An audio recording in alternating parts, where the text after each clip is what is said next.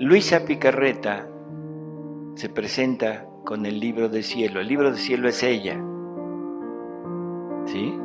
Porque en ella está escrito todo, pero lo puso en papel y eso se tradujo en el libro de cielo. Lástima que no tenía en ese tiempo electrónica, si no se llamaría iPad de cielo, ¿sí? O tablet de cielo. Pero en fin, es el libro de cielo. Pero se va viendo la semejanza y luego el ángel le dice a Juan, sella lo que dijeron los 7 truenos, los 7 trompetas. Y Jesús dice en el último día de su vida, tengo mucho que decirles, pero ahorita no pueden con ello. Curiosa semejanza, ¿no les parece? Totalmente.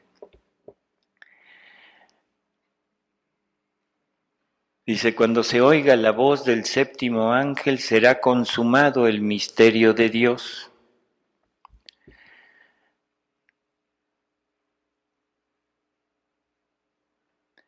En realidad todo lo que el triunfo de Dios es en Luisa y todos los seguidores de Luisa, ese es el reino. Sigue el Apocalipsis y dice, y oí la voz del cielo que hablaba otra vez conmigo y decía, anda y toma el libro abierto de la mano del ángel que está sobre el mar y sobre la tierra. Fui pues al ángel pidiéndole que me diera el libro y me dijo, tómalo y devóralo. Llenará de amargura tu vientre, aunque en tu boca será dulce como la miel. Entonces recibí el libro de la mano del ángel y lo devoré, y era en mi boca dulce como la miel, pero habiéndolo devorado, quedó mi vientre lleno de amargura. Me dijo más, es necesario que de nuevo profetices a las naciones y pueblos y lenguas y a muchos reyes. Dulce en la boca y terriblemente amargo en el vientre. ¿Qué ha pasado cuando ustedes leen el libro de cielo?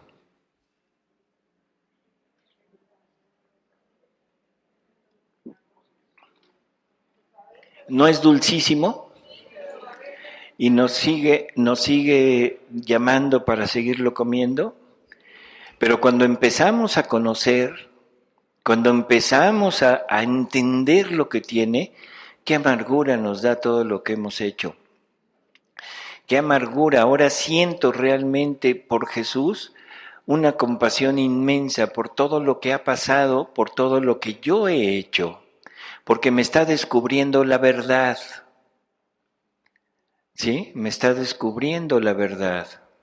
Entonces sigue el Apocalipsis y dice, y oí la voz del cielo. Ah, bueno, eso ya lo leímos, perdón.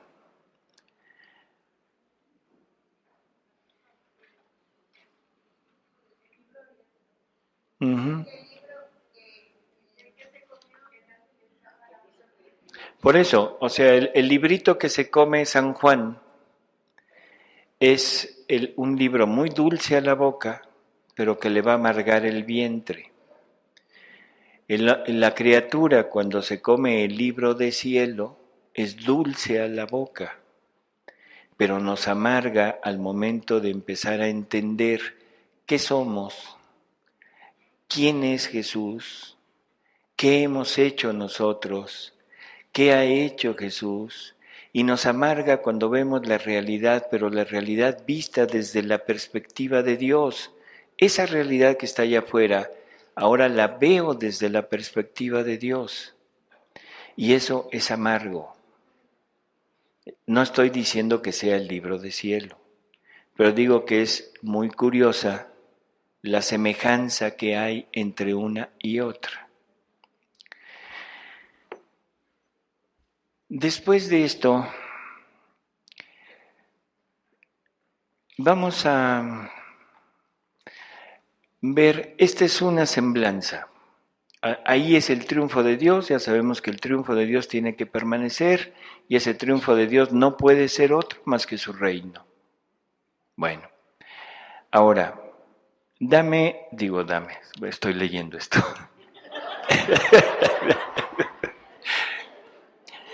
Ya estoy borracho de leer. Hay muchos datos en el Apocalipsis que son realmente raros, intrigantes y que los hemos malinterpretado totalmente. Quiero leer algunos para ratificar que todas las interpretaciones humanas están erradas. No sé qué opinen con esto de Daniel. ¿A quién se adhieren? ¿A la interpretación del hombre o a lo que nos dice Jesús? ¿Qué es más lógico? Ya no digan Jesús o hombre. ¿Qué es más lógico? Lo que nos está diciendo Jesús, porque es algo real.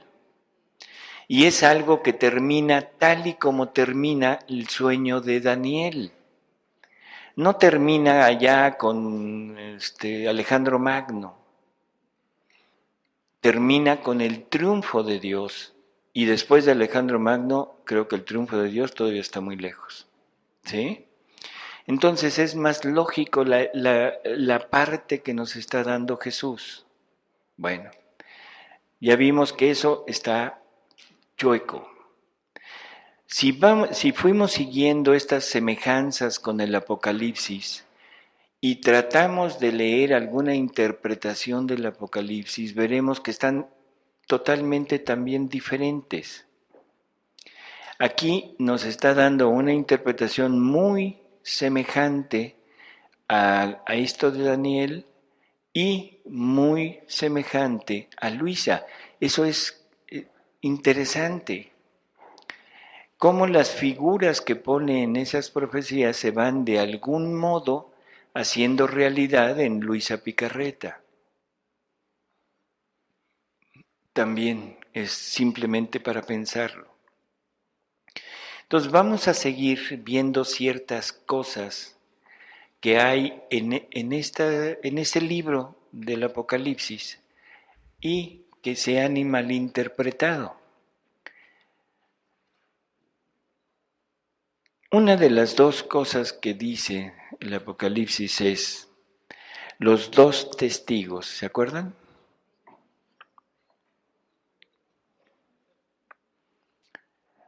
Dice, dice, sus discípulos le preguntaron a Jesús, esto es en el Evangelio, ¿por qué entonces dicen los escribas que Elías debe venir primero? Él les respondió, Elías ciertamente vendrá y restablecerá las cosas, pero yo os digo que Elías ya ha venido y no lo han reconocido, sino que han hecho con él lo que han querido. Entonces la pregunta es, ¿qué nos quiso decir Jesús? ¿Nos está vacilando? Si se fijan, se contradice. ¿No se fijaron? Dice, Elías debe venir. Futuro. Elías debe venir. ¿Sí? Dice, Elías ciertamente vendrá. Futuro. Y restablecerá las cosas. Pero yo os digo que Elías ya ha venido y no lo han reconocido. Son dos tiempos diferentes. ¿Y Elías realmente se presentó? Porque luego pensamos, nuestra mente, les digo, es muy materialota. Y lo dije a propósito así, materialota. Porque todo lo vemos a nuestro modo. Y pensamos que Elías de algún modo va a venir de nuevo. ¿Sí? ¿Quiénes son los que supuestamente fueron arrebatados al cielo sin morir? Elías y Enoc. Bueno, Entonces, esto es mío, yo simplemente pienso y digo, pobrecitos, qué amolada les dieron. ¿Por qué? ¿No les parece? ¿Qué? Voy a decir otra palabra porque amolada es poco. ¿Qué friega les dieron? ¿Por qué? Porque ellos vivieron en la época en la que estaban muertos a la gracia. Santo, santo, santo, santo, sí, pero sin gracia. Por lo tanto, no pudieron entrar al cielo. San José no pudo entrar al cielo. Entonces, Elías y Enoc habrán podido entrar al cielo en cuerpo y alma. No. Entonces, ¿dónde los depositaron? En la luna. Sájale, qué amor. ¿Ya ven por qué les digo que qué friega les pararon? ¿En dónde los depositaron? ¿En Plutón para que estén más lejos? ¿Pero en cuerpo y alma? O sea, simplemente es meterles esta inquietud. O sea, es algo curioso. O sea, son figuras que usa el profeta, que usa el narrador para dar esto. De Enoc nadie sabe nada, ¿sí? Pero de Elías sí. ¿Quién vio a Elías? ¿Pedro? ¿Qué Pedro? Eliseo, que era el discípulo de Elías, y de repente le dice a Elías, ¿sabes qué? Ya me voy, no voy a volver. Y entonces Eliseo le dice, oye, déjame tu manto de profeta para yo ser profeta. Y entonces le dice, ¿sabes qué? No, eso no está en mi mano. Pero si tú ves cuando me arrebaten de aquí, eso quiere decir que sí, y toma el manto y empieza a usarlo. Y entonces él describe la partida bueno, no la partida, el arrebato de Elías, y lo describe como que llega un carro de fuego y se lo lleva. ¿Sí? Y todos pensamos que se lo llevó en vida. Hay una descripción muy interesante de San Bernardo, creo, sí, San Bernardo, donde él ve la partida del alma de híjole, no recuerdo ahorita, bueno, de un santo, de un hombre que estaba muy cerca de él, que ahora es santo, y lo describe exactamente igual. Es arrebatada su alma por un carro de fuego hacia el cielo. ¿No será lo mismo? ¿No será lo mismo? O sea, porque si no, entonces es un enigma en dónde está. Y luego peor todavía, porque dice, yo les aseguro que ya vino y no lo reconocieron. Y entonces uno dice, ah caray, ¿en dónde vino? En Juan Bautista. Se está refiriendo a Juan Bautista, entonces la pregunta es que lo trajeron a Elías y lo pusieron ahí, lo hicieron chiquito para meterlo al vientre de Isabel. Entonces, ¿cómo es que ya vino?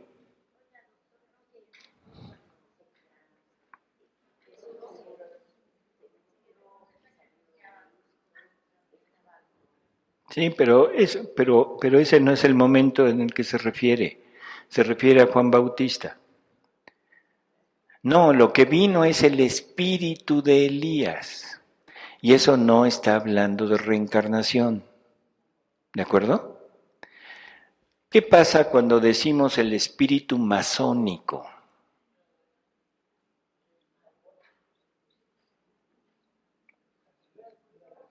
¿Mande? Que tiene todas las ideas, todas las tendencias, todo lo que el masón hace, lo tiene aquella persona ya como propio, se apoderó del espíritu masónico. El espíritu de Elías, ¿cuál sería? El espíritu profético, el espíritu de rectitud, el espíritu de seguimiento de Dios sin vuelta de hoja. Ese es el espíritu de Elías. Y ese espíritu es el mismo que tiene Juan Bautista, que es profeta, pero al mismo tiempo perfectamente centrado en la idea, ahora ya no de Yahvé, sino de Jesús. Ya no profetiza a Jesús, ya lo vive y lo anuncia. ¿De acuerdo? Uy, no, ¿qué es la masonería? Una secta. O sea, secta así en Luisa le dice sectarios, exactamente, los sectarios. Es según Jesús, esto es Jesús. Yo no lo dije, nada más repito lo que Jesús dijo. Es la iglesia de Satanás. Ah, no sé, no sé. Así déjalo. Entonces, vamos a ver qué dice Jesús de los dos testigos. Dice, en mis dos testigos están simbolizados todos los maestros en la fe. Simbolizados. Pontífices, obispos inspirados, doctores de la Iglesia, almas invadidas por la luz y por la voz. Ellos, con voz pura de toda beta humana, han proclamado a mí y la verdad de mi doctrina y han puesto sello de santidad, de dolor y también de sangre para confirmación de su voz. Odiados como yo, maestro de los maestros, santo de los santos, han sido más o menos atormentados siempre por el mundo y por el poder, que encuentran en ellos quienes con su propia conducta dicen al mundo y a los grandes del mundo, lo que hacéis no es lícito. Y cuando llegue la hora del hijo de Satanás, el infierno, ascendente del abismo abierto por el anticristo, promoverá guerra despiadada contra ellos y desde el punto de vista humano les vencerá y matará. Pero no será muerte verdadera, será más bien vida de las vidas, vida verdadera y gloriosa, porque si tendrán vida quienes siguen mi ley en los mandamientos, qué infinita plenitud de vida tendrán quienes siguen también mis consejos evangélicos de perfección e impulsan su ser conmigo hasta el sacrificio total por amor de su Jesús, el eterno inmolado, de quien se hacen imitadores hasta el sacrificio de la vida. Llamados a una resurrección fulgidísima, serán quienes se despojan de lo más querido para el hombre, la vida, con tal de seguirme a mí por amor a mí y a los hermanos. Nunca me cansaré de repetir esto, que no hay cosa mayor que el amor en el cielo y sobre la tierra, y no hay amor más grande que este de dar uno la vida por sus hermanos. Entonces, los dos testigos no son dos personas, sino son, podríamos decir, el resto fiel.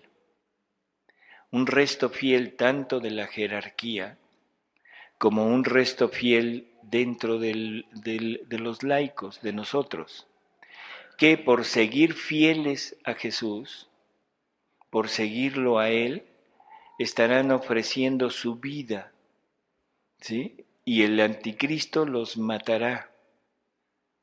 pero será una muerte fingida, aparente. No es que se hagan el muertito y pum, y ya, no. Los va a matar, pero como no es una persona, sino es un movimiento, resurgirá. Resurgirá el movimiento, no la persona. ¿De acuerdo? Y se te dije un día que esta tragedia actual que en esta tragedia actual están ya en movimiento las fuerzas de Satanás. Está hablando de 1944, el cual ha mandado sus ángeles negros a mover los reinos de la tierra, el uno contra el otro. La batalla sobrenatural ha iniciado ya. Esta está detrás de los bastidores de la pequeña batalla humana. Pequeña no por extensión, sino por motivo. No es el pequeño motivo humano su origen. No es esto. Es otro el motivo verdadero que hace de los hermanos tantas fieras homicidas que se muerden y matan recíprocamente. Os batís con vuestros cuerpos, pero en realidad son las almas las que se baten. Os batís por orden de 4 o 5 poderosos. ¿Creéis que sea así? No. Uno es el ejecutor de esta ruina, uno que está sobre la tierra, porque vosotros lo queréis, pero que no es de esta tierra.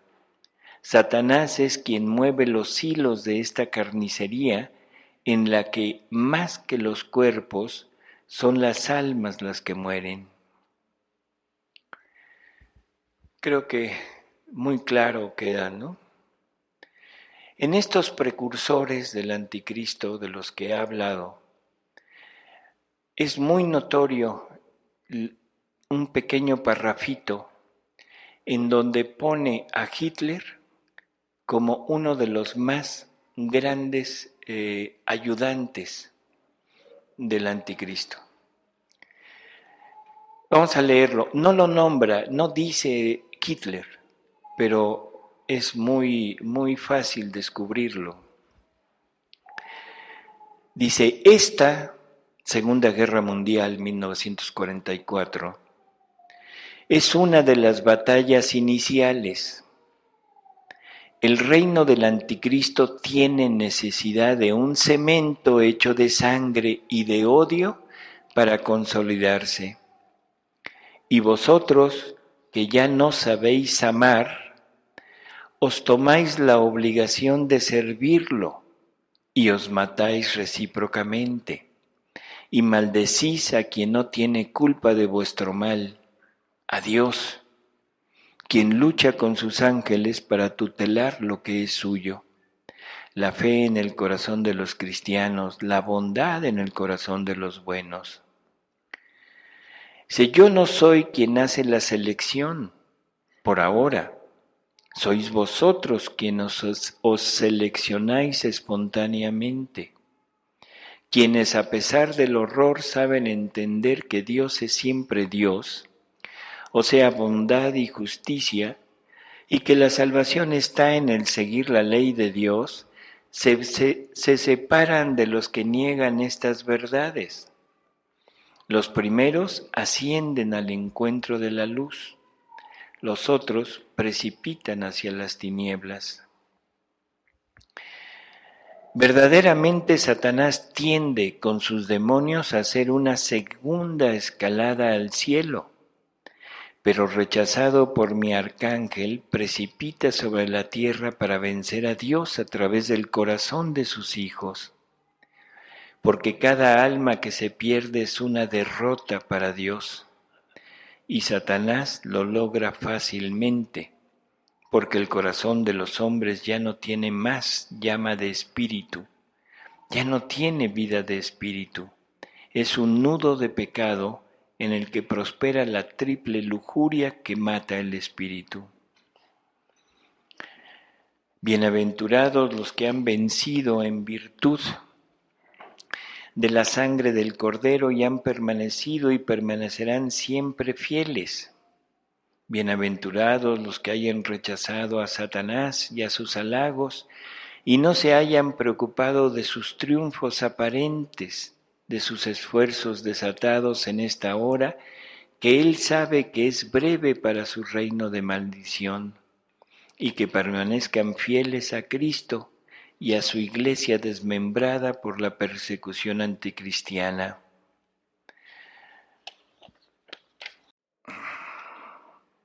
Bueno,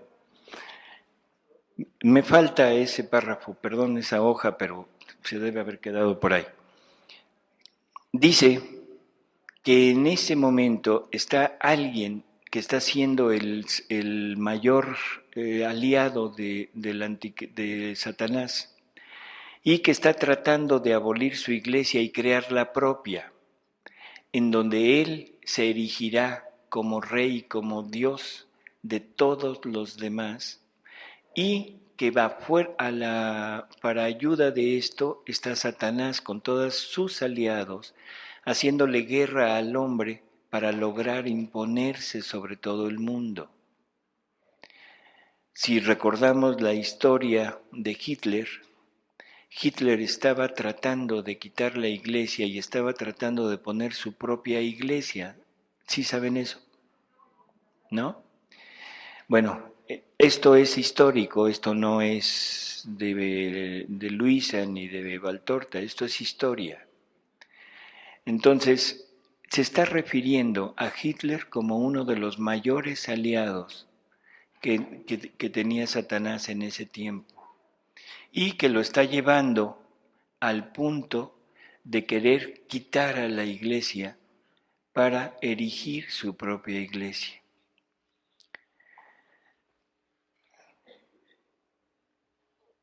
Entonces ya sabemos quiénes son los dos testigos según Jesús. Las dos bestias, ya lo dijimos, ¿no? O sea, la política y la ciencia.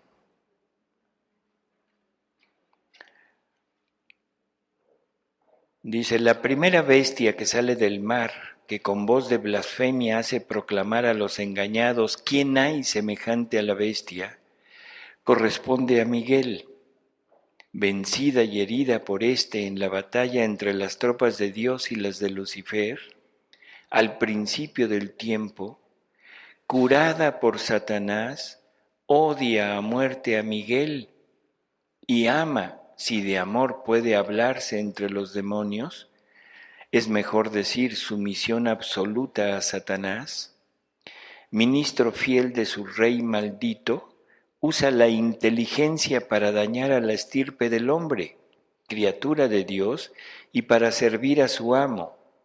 Usa fuerza sin fin y sin medida para persuadir al hombre a borrar por sí mismo mi signo que horroriza a los espíritus de las tinieblas. Satanás no utiliza a este violento seductor del hombre por cuanto el hombre reflexione poco. En general, todavía hay demasiados hombres que no por amor, sino por temor del castigo, no quieren pecar gravemente. Inútil decir su nombre, digamos mejor fuerza civil, fuerza de gobierno. La segunda bestia, bajo aspecto de cordero, tiene espíritu de dragón. Es la segunda manifestación de Satanás y corresponde a Gabriel, porque anuncia a la bestia y es su fuerza más fuerte, la que demuele sin consultar y persuade con dulzura fingida de que es justo seguir las huellas de la bestia. Es inútil hablar de potencia política y de tierra. No. Si acaso podéis referir a la primera el nombre de potencia humana y a la segunda el de ciencia humana.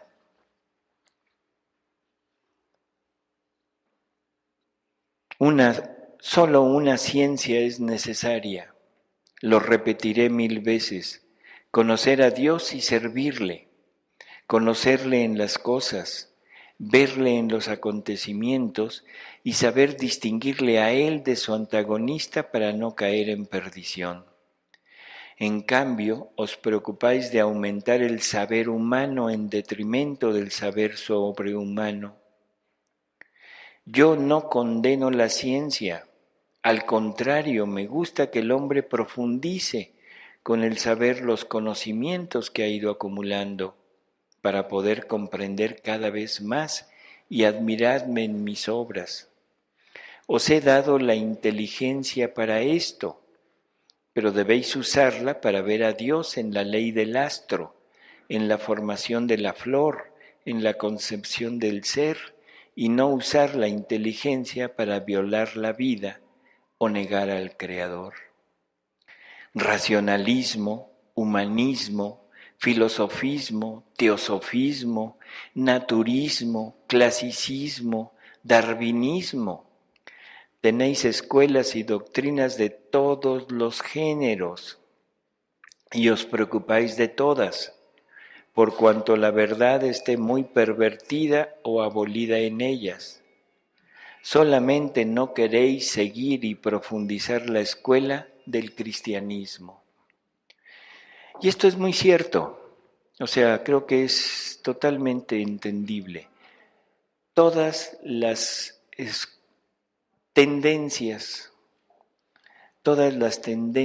que han surgido últimamente en la ciencia, en la filosofía, en la teología, son ciencias del hombre, no ciencias de Dios. Y todas nos apartan de Dios.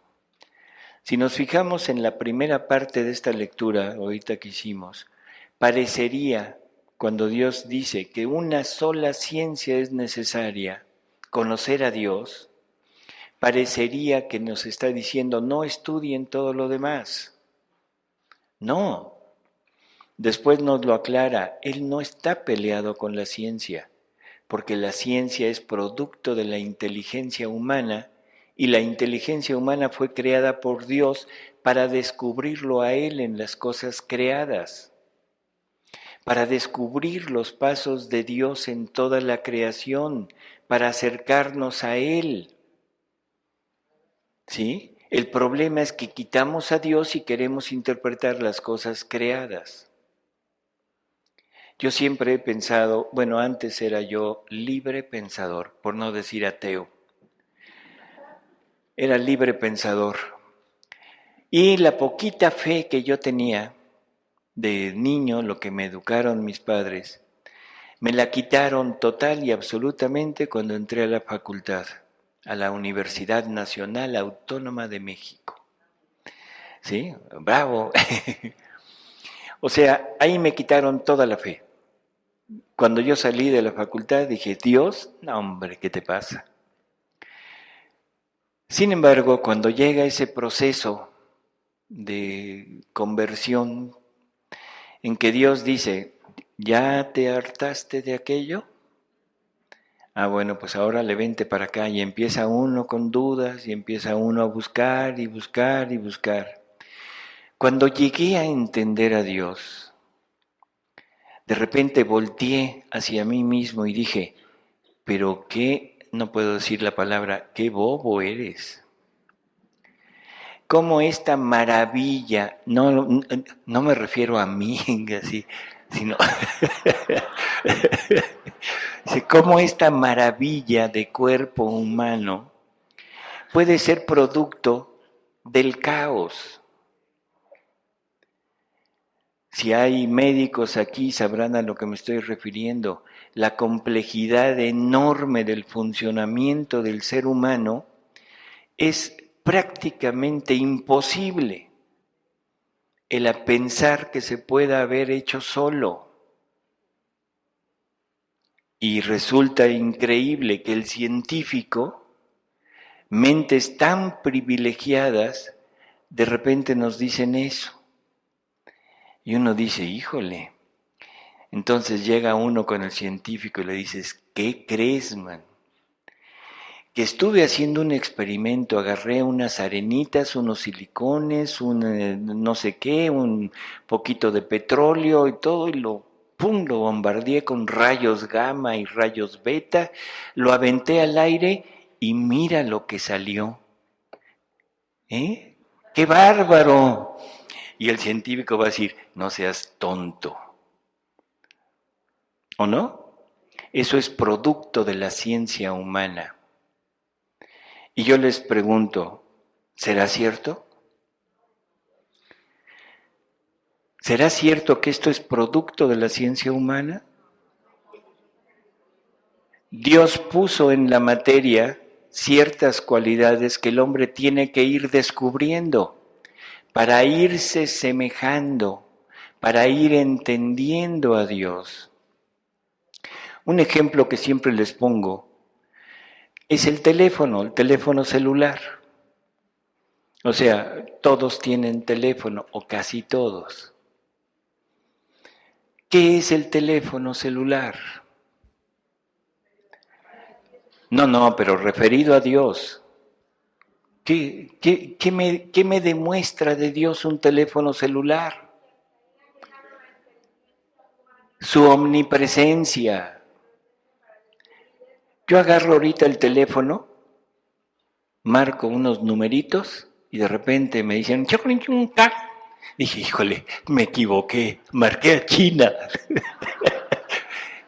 Cuelgo y vuelvo a marcar y me vuelven a contestar en dónde, en África. O sea, ¿se dan cuenta de lo que estoy diciendo? Y si tomo esto y me meto a internet y le pongo Skype y lo ve, de repente me aparece un chino vestido de dragón porque están festejando el año, el de no sé qué, y digo, ay caray, esta no es mi novia. O sea, sí, es una manifestación de la potencia de Dios que lo puso en la materia, para que ahora nosotros podamos ir poco a poco disfrutando de los atributos de Dios. Piensen en cualquier atributo de Dios y según San Pablo, todas las cosas creadas nos muestran un atributo de Dios. Por lo tanto, el día que el hombre descubra aquello, podrá ir poco a poco estudiándolo hasta poderlo hacer una realidad útil para el hombre y en ese momento el hombre podrá disfrutar de aquel atributo de Dios. ¿De acuerdo? Entonces, la ciencia, estas escuelitas que tenemos, han sido desastrosas. La única ciencia que necesitamos es la ciencia de Dios.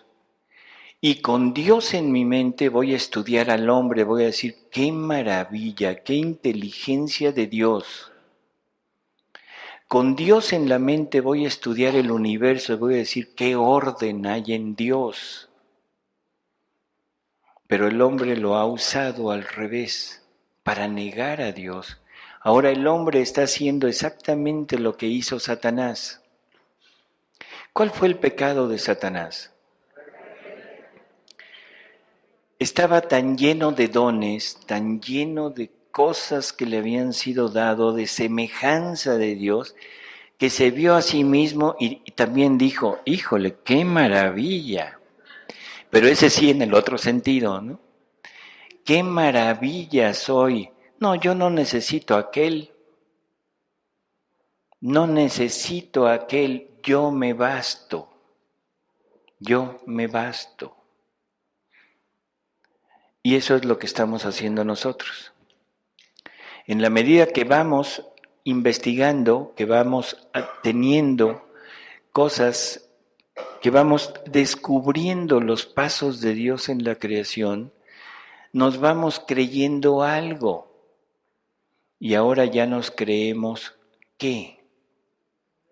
Creadores. Ese era el pecado de Satanás, quería ser creador. Fue la idea que le metió a Eva. No sabes ni siquiera cómo crear otro ser humano. Y eso es lo que estamos haciendo ahora, creadores.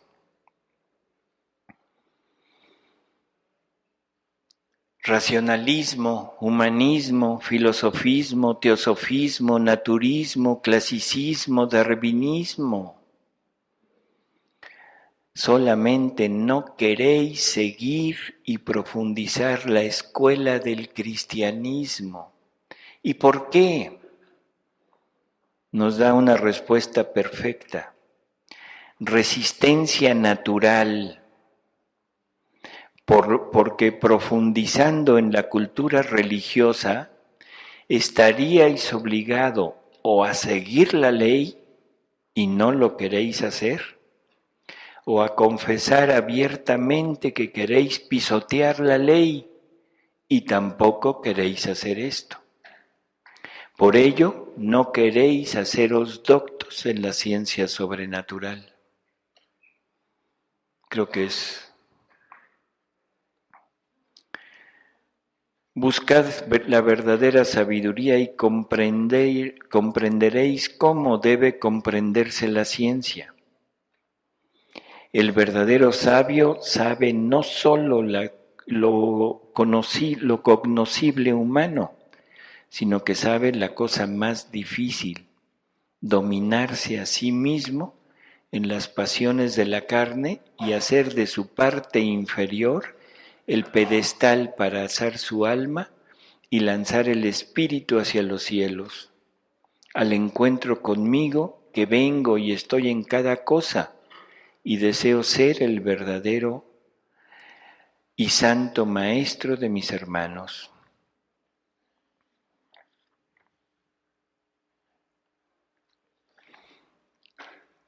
¿Qué nos está diciendo? Que nos volvamos otra vez leona, ¿no? Leona con alas de águila. Otra de las partes del Apocalipsis muy intrigantes es la Babilonia. ¿Sí la han leído?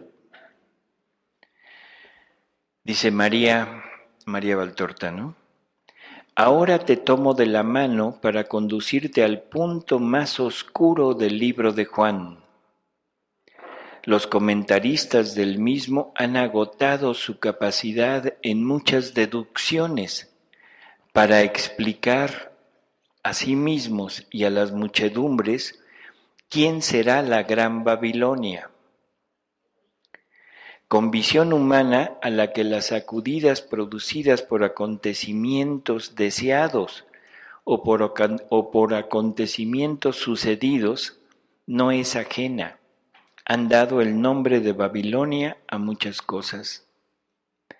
Pero ¿cómo no han pensado nunca que la gran Babilonia sea toda la tierra? ¿No es acaso la tierra la gran meretriz? Entiéndase prostituta, que ha fornicado con todas las potencias de la tierra y del infierno, y los habitantes de la tierra no se han prostituido a sí mismos, cuerpos y almas, con tal de triunfar en el día de la tierra. Sí que es así. Los delitos de la tierra tienen todos los nombres de blasfemia, como los tiene la bestia con la que se han aliado la tierra y sus habitantes con tal de triunfar. Los 7 pecados están como ornamento horrible sobre la cabeza de la bestia que transporta tierra y terrestres a los pastos del mal, y los 10 cuernos, número metafórico, están para demostrar las infinitas infamias cumplidas con tal de obtener a cualquier precio cuanto quiere su feroz codicia. ¿Acaso no está la tierra empapada de la sangre de los mártires, ebria por este licor santo que bebido de su boca sacrílega se ha transformado en filtro de embriaguez maldita? La Babilonia del Apocalipsis, ¿quién es? dice toda la tierra, ¿será el planeta? Somos nosotros. Nosotros somos la prostituta que ha fornicado con Satanás.